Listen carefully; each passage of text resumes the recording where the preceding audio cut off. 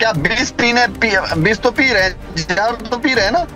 ये जातीय संघर्ष कराने वाले, जात के नाम पे गोली बंदूक चलाने वाले, हत्या करवाने वाले, इन लोगों का कोई वजूद है समाज में? फ्री का राशन लेने के लिए कोटेदार के यहाँ लाइन लगाते हैं कि कब डेट आएगी, फ्री का राशन मुझे मिलेगा। 80 करोड़ लोग फ्री का राशन लेना चाह रहे हैं। विचारधारा राष्ट्रवादी है, इसलिए हम राष्ट्र को प्राथमिकता देके विष पी रहे हैं। नहीं, जिस प्रकार से चंद्रशेखर द्वारा अभी इलाहाबाद में ये किया गया था कि लाखों की तादाद में भीड़ आई उनके झंडे लेकर के, जय भीम का नारा लगा करके, जय चंद्रशेखर का नारा लगा करके, और उनके गुर्गों की तरह पुलिसों पे झपटी, गाड़ियां पलटी, लोगों को मारा, महिलाएं थी, बच्चे थे। इसकी स्टोरी मैंने कवर की थी, ये चैनल पे है, अगर आप चाहे देख सकते हैं। लेकिन ये जिस प्रकार से कृत्य किया जा रहा है, ओम प्रकाश राजभर हो गए या जो है चंद्रशेखर आजाद हो गए, आपको क्या लगता है ये जो राजनीति हो रही है ये किसके पक्ष में हो रही है, किसके विपक्ष में हो रही है, और इसमें पीस कौन रहा है? देश की प्रभुता को तोड़ने के पक्ष में राजनीति होती है। जिस देश में, मैंने कहा ना कि मैंने खूब पढ़ा था, मैं इतना बढ़िया से पढ़ता हूं। मैंने कई लेखकों को पढ़ा, कई फिलोसफरों को पढ़ा, कई सामाजिक कार्यकर्ताओं को पढ़ा है, जिनकी जीवनी पढ़ा है। उनमें सबसे चीजें एक कॉमन मुझे मिलती है कि जिस देश को कमजोर करना हो, उस देश में जातीय संघर्ष कराइए। और जातीय संघर्ष तब करा सकते हैं जब जाति के नेता संघर्ष करवाएंगे।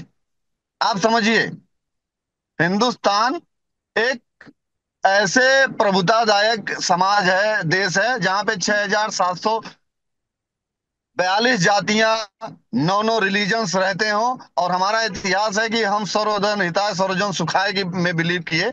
लेकिन आज के टाइम में किसी को विधायक बनना है, किसी को एमपी बनना है, किसी को राष्ट्रीय अध्यक्ष बनना है, चाहे देश में गृह युद्ध हो जाए, जातीय संघर्ष हो जाए, लोग मर जाए। अभी चंद्रशेखर रावण जो आया हुआ था, उसके बाद जो तांडव हुआ, उसके बाद जब बच्चों को उठा के पुलिस जेल भेजना शुरू की, तो उसने बोल दिया कि मेरे कार्यकर्ता ही नहीं है।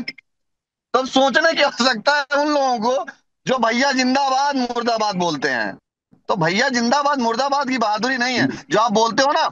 आज तक हम लोगों ने ऐसा कोई काम नहीं किया कि हमारे समाज के किसी बच्चे पे 151 का मुकदमा दर्ज हो। इसको लेकर के वो काफी ट्रोल हुए थे मीडिया में, और ये सख्त हिदायत दी गई थी लोगों को कि भाई आप उन्हीं का जिंदाबाद मुर्दाबाद करें जो आपके लिए खड़े हों।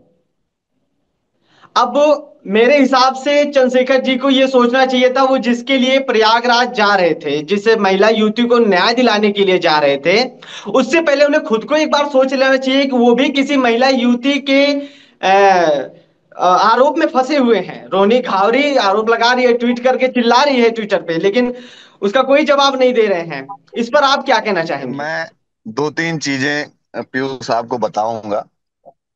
मैं बहुत एक घूम के, जब हम लोग पूरे हिंदुस्तान में घूमते हैं, तरह तरह की चीजें होती हैं। तो मैं, आप ये बताओ कि वो देश जो आज भी 80 करोड़ लोग फ्री का राशन लेने के लिए कोटेदार के यहाँ लाइन लगाते हैं कि कब डेट आएगी, फ्री का राशन मुझे मिलेगा। 80 करोड़ लोग फ्री का राशन लेना चाह रहे हैं। और हर साल उत्तर प्रदेश जैसे देश में 35,40,000 आवास सरकारी पैसे से फ्री में बनाए जा रहे हो। खाने की व्यवस्था, रहने की व्यवस्था, कपड़ा पहनने की व्यवस्था जो सरकार पे डिपेंड हो, वो भैया भैया जिंदाबाद करने वाले लोगों पीछे पीछे घूम रहे हैं। भैया के ऊपर एलिगेशन ये लगता है कि उन्हीं के समाज की बिटिया जो सरकारी पैसे पे, स्कॉलरशिप पे, वो स्विट्जरलैंड जाती स्विट्जरलैंड है। में जाके पीएचडी कर रही है। और वो अपना प्राइवेट मूवमेंट के तहत उस लड़की को फंसाता है और उसके साथ अनैतिक संबंध बनाने के बाद उस बिटिया को छोड़ देता है। मैं उस बिटिया के साथ बहुत मजबूती से हूं। जिस दिन वो करणी सेना की मदद मांगेगी, उस दिन उस बेटी के साथ करणी सेना बहुत मजबूती से लड़ेगी बिल्कुल। रहेगी, खड़ी रहेगी। क्योंकि माता को बचाने के लिए किसी भी जात धर्म मत मजहब के लिए हम लोगों को संघर्ष करना पड़ेगा। देन हम लोग तैयार हैं। तो अब मैं कहता हूं ना कि इस टाइप की राजनीति 5 से 10 साल की होती है। मैं आपको बताऊं, लालू यादव ने यही राजनीति किया।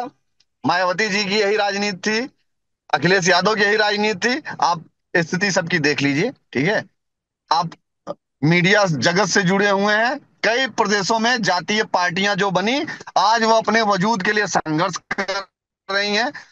जो जातीय नेता हैं वो अपने वजूद के लिए संघर्ष कर रहे हैं। और आने वाले समय में ऐसे लोगों का बुरा दौर आने वाला है।